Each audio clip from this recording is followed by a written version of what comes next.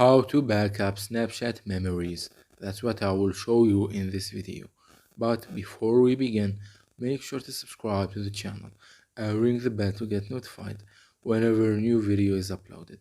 Also, don't forget to check the description box as you'll find some great offers and amazing giveaways that you might be interested in.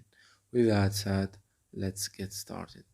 So let's go ahead and open up Snapchat and then click on the profile picture or avatar at the top left, and here click on the settings gear icon at the top right.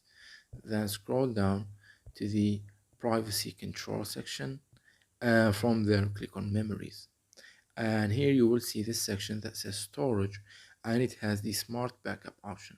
So what you need to do is to check the box next to that option, and once you do that, it means that you have just enabled the smart backup feature and your memories will now be backed up. It's that easy and simple. So that was it for this video. That's how you can back up your memories on Snapchat. If you have any questions, please leave them in the comment section down below. With that said, see you in the next video.